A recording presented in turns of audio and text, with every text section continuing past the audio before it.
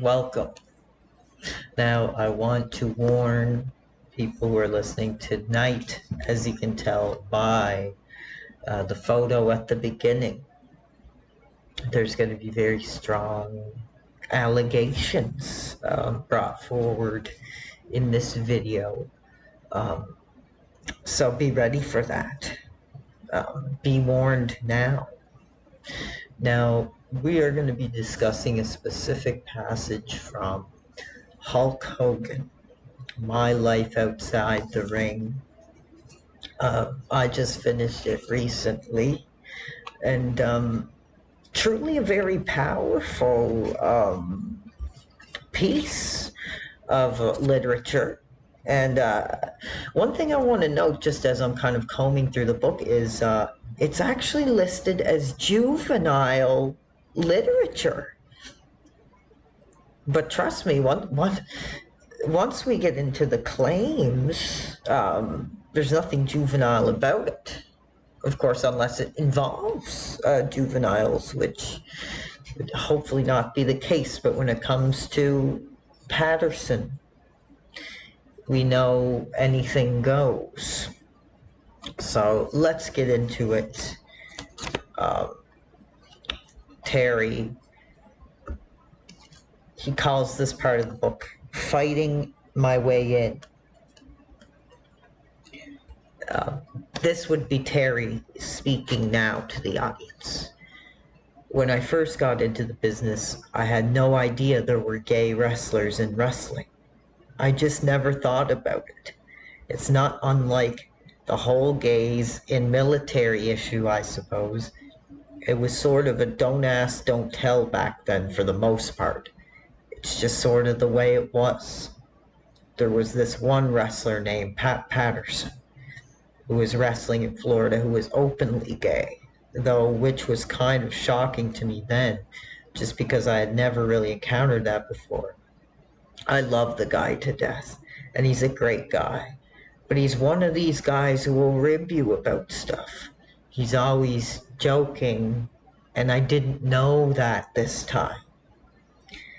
His pal Buddy Colt was the Florida champion, and I didn't know if he was gay or not. There were always rumors. As it turned out, the way things went down before that first match of mine, it really didn't make a difference. The day before a big match, Pat Patterson stops by the gym.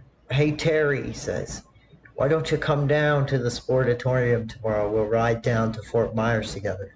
I didn't care one way or the other but the fact he was gay. I was just psyched that a big wrestler and a name like that would reach out to me. So I get into the car with Pat and Buddy the next day. And Pat says, "Hey, you know what? This is a big night for you." "Yes, sir, Mr. Patterson." "Well, this is your initiation night." And I'm just turning the page here. But like I said, I was really scared. I was so worried about getting beat up or what I'd have to do to win, or if I'd end up losing my first time out. "Well, you know what," Pat says, "we got you in the car because we've been chosen to initiate you tonight." I said, "What do you mean?" "Well," Pat says, "we got about 150 miles to go before you get to that arena. And you had to give one of us, well, I guess this would be like a term for oral sex." "What?" I said. "What do you mean?" "You have to give us a blow job before you get to the building because that's your initiation before you can wrestle," he says.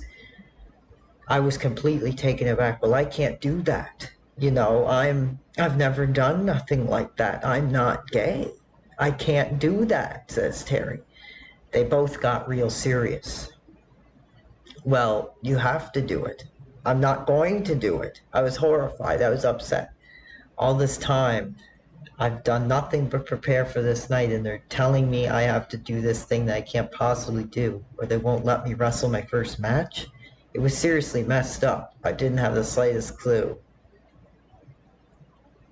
"I can't do this. This is effed up," I said. "I just wanted to wrestle, and they took advantage of how serious and focused I was.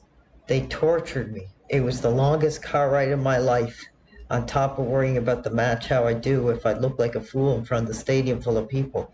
They put this fear into me that they wouldn't let me wrestle if I didn't do this horrible thing. Now let me just take the quick break to talk about, how sick that is. I mean, really, truly back in that 80s era,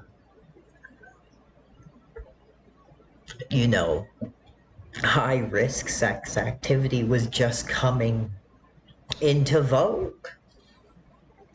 And of course, there has been the claims that Hogan himself has been involved in a lot of those high risk sexual activities.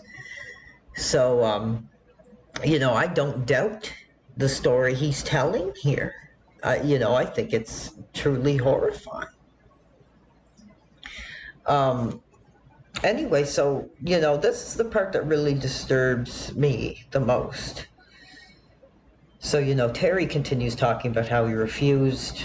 Finally, we're pulling into the parking lot. They said they still wouldn't let up on him. Okay, they said, since you didn't give one of us a blowjob before your match, we're going to have to tell the other guys that you failed your initiation. So after the match, in the shower, in the locker room, everybody's going to grab you and blank you in the blank.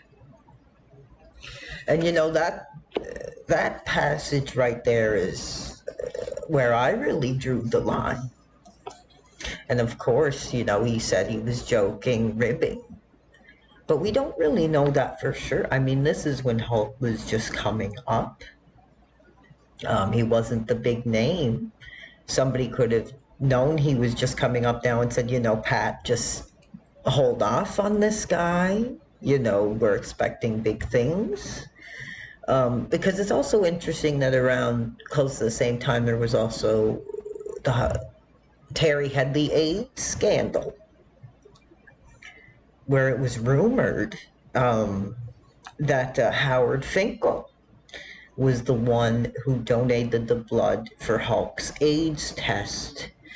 And, it really troubled me, just the thought of, these guys back then saying, quick, who could we grab who wouldn't be living this high-risk lifestyle, the Fink.